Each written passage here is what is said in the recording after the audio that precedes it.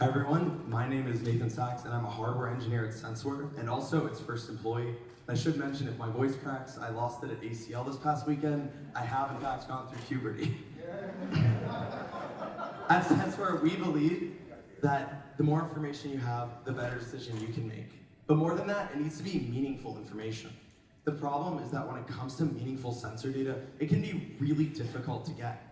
For example, when you imagine someone walking around a building, maybe looking at the rotating dials on an energy meter, it's insane. It's so antiquated. I mean, we live in a day and age where you can fire off a tweet in half a second that is immediately available around the world. But we can't do that with all this really valuable sensor data. Well, with our platform, you can. We can connect to any sensor, meter, or device and upload that data to the cloud in real time. Existing solutions can cost hundreds of thousands of dollars for the initial installation, and that doesn't even include how expensive it is to add data points after that. Others might only talk to a few different types of sensors or meters, and others still can only log data locally, and you have to go back on site to access that data. There are three ingredients that make our system so successful. The first is that of its universality.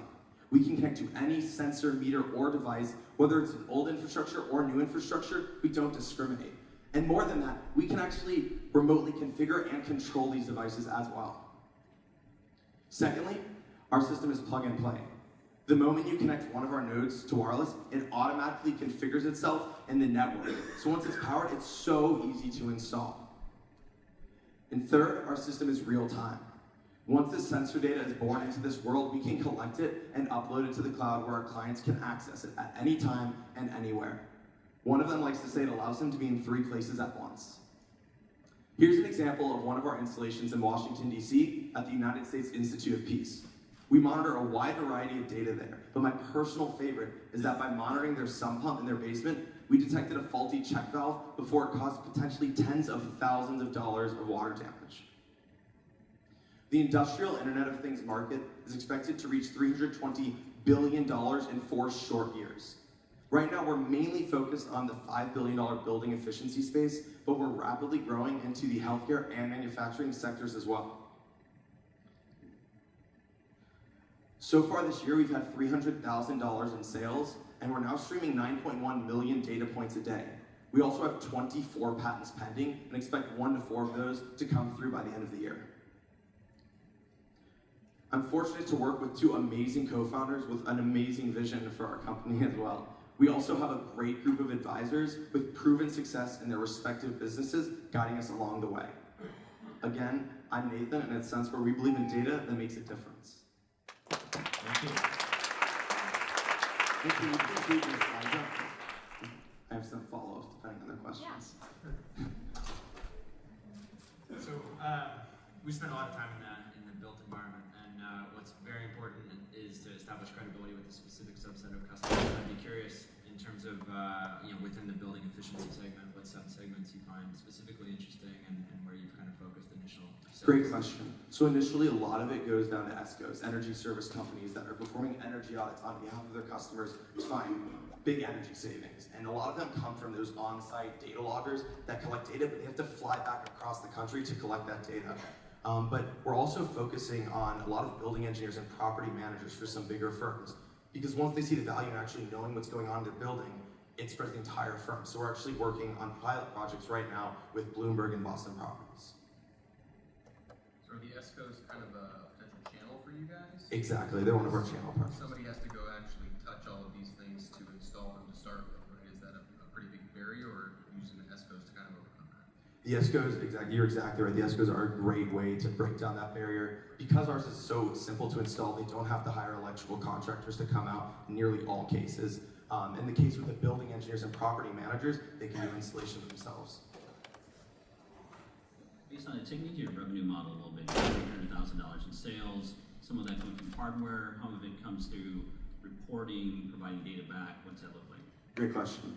So we mainly focus on a SaaS model where we charge a fee per year based on what data points they're collecting to. So the longer term of the contract, the more data points they're collecting, the lower that price per data point. All the hardware is included. But for some customers, it makes more sense to buy all the hardware up front if they don't have continuous projects and then pay a nominal data fee as well. So there's always a recurring aspect. What's your average customer size, like in terms of the contract? Great question. So I'd say most of our clients do 3-year contracts, and it generally ranges between 25 to 75 data points. But cost? Oh, excuse me. Yeah, I'd say most contracts are between $10,000 to $25,000. So the connected environment for buildings is a pretty crowded space, as you know, Yes. right? Lots of people will be bidding on the same customers. What feedback do you get from the first few sales you've had this year that suggests you guys are a little bit better? That's a great question. I appreciate you asking that. So we've recently heard of some other startups coming in this space, but having tested multiple solutions, a lot have come to ours because, as I said before, some other ones only talk to a few different types of sensors. And the problem in a building is there's so many different pieces of infrastructure that are important to monitor. So you don't really get a big picture if you're just monitoring the electrical usage of AC equipment, or if you're just talking to the building management system. Because the latter case, that's only available in really large commercial buildings, but you leave out the majority of buildings in this country.